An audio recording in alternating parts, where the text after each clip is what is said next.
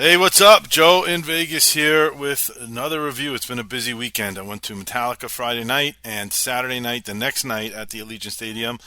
I got to see Billy Joel. Billy Joel is hands down top 10 for me in my life. Metallica was too, so it's been a really, after thousands and thousands of shows, to have back to back shows in big stadiums of two of my favorite people are just, it's something special. It was an unbelievable live music weekend for me. But this is about Billy Joel, and what can I say about Billy Joel? If you've ever seen him live, I how do you describe? It's a sing along. It was a 70,000 person sing along for 2 hours. It makes you want to drink. It makes you want to be happy. It does make you happy. It doesn't make you want to. It does put you in a good mood. We were in a great mood. It was just this, he is the piano man. He is the la la la da di da. It's 70,000 people singing along to every song. I can't think of another concert that I knew every single word to every single song from the start to the finish. My drunken state, I'm sure I missed a couple, but I felt like I was part of the concert. I didn't feel like he was singing to us. I felt like we were all in it together. And similar to the Metallica review, it's pretty exceptional when a guy can play, let's see how many songs he played. It was at least 20, yeah. 26 songs. That's how many songs he had in his set. And there were so many songs that he didn't play. I mean, he can't. He can't. He'll be that concert could have gone for 6 fucking hours, literally, and he probably still wouldn't have got to everything, and everybody would have still had such a good time. It didn't feel old. I wanted to keep going and going. He didn't sing some of my favorites like Captain Jack or things like that, or Goodnight Saigon, which are just, I think they're part of everybody's favorite Billy Joel songs, and he doesn't have time to get to them, which is a shame. I think Billy should play two nights when he does this. Probably, I don't know if what he does at the Garden. I don't know if he changes the set list every night or it's the same one. I hope, for New Yorkers' sake, that he would change it every night just to get someone can go a few nights in a row and just get as many Billy Joel songs as he could. That would be my only complaint, but I can't complain. Guy played two something hours, 2.5 hours. Every song was a hit, and you get home, you're like, oh shit, he didn't play that, he didn't play that, he didn't play Honesty, he didn't play like stuff like that. But either way, let me go through the set list. He started with Moving Out, can't get better than that. Then Pressure, The Entertainer, Vienna, Don't Ask Me Why, Zanzibar, Allentown, Just the Way You Are, Say Goodbye to Hollywood. I mean, each one of these songs is incredible. Um, Longest Time, New York State of Mind, obviously. He did Downeaster Alexa, which I love. I don't know how often he plays that. That was one of those songs. It was a hit, but it wasn't really a hit. I don't think people love that song. I love that song. I always thought the lyrics to that song, and you just felt the plight of the fishermen in Long Island, and how, that's him. He's a Long Islander. He's a boater. He's a fisherman. Like, he felt that song. That song was very close to home for him. I think Alexa's his daughter's name, so he named. I don't know if it's his boat. I know it's his daughter. I don't know if he ever named his boat Alexa, but um, just an awesome song. She's Always a Woman. Can you get a better sing along song than that? My Life, Only the Good Die Young. Then this was really cool. The lead singer of Procol Harum died the week before.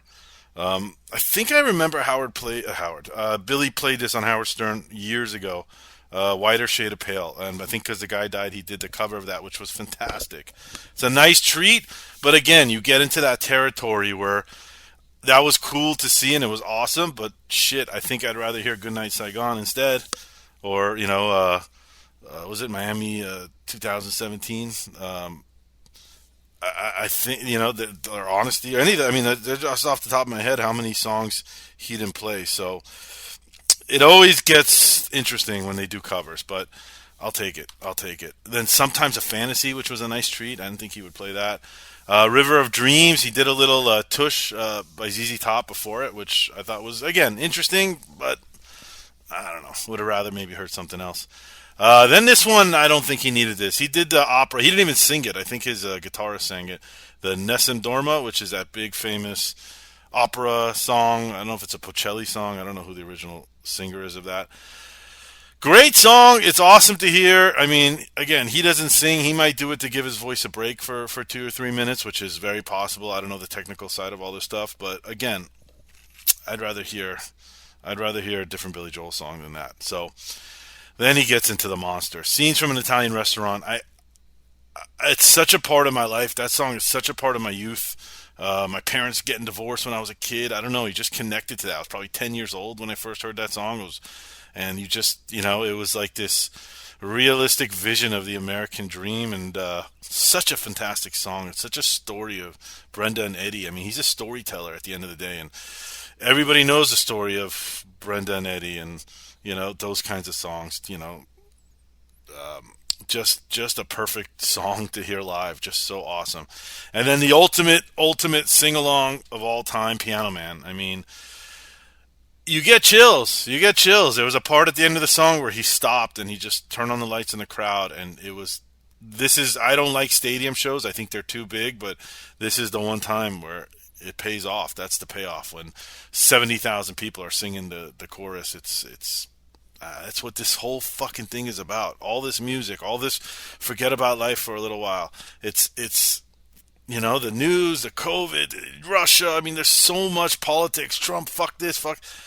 This is what I go to shows for 2 fucking hours of my night. I fill my whole belly with whiskey, and I just enjoy the music, and you escape life for a little while, and this is it. That's what his job is, and that's what he did. He is the fucking Piano Man. So just perfection. Then he goes into the encore. We Didn't Start the Fire. I would love to hear him do a sequel to that these days. It'll probably be 35 minutes long, given all that's happened in the world since he wrote that song.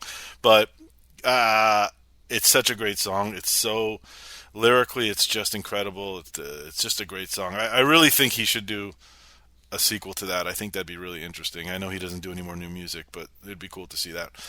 Uptown Girl, a big Billy Joel MTV kind of hit. That's the golden age of Christy Brinkley. It's such fond memories of that time in the 80s where he was the king and she was the queen and she was the cover of Sports Illustrated, and just picture perfect what 13-year-old horny Jewish boy wants a girl to look like. I mean, Sports Illustrated cover, that's what it was. We had Christy Brinkley posters on our wall, and he married her, and it was just this little, funky looking dude from Long Island, and it just gave us all hope. It was all perfect.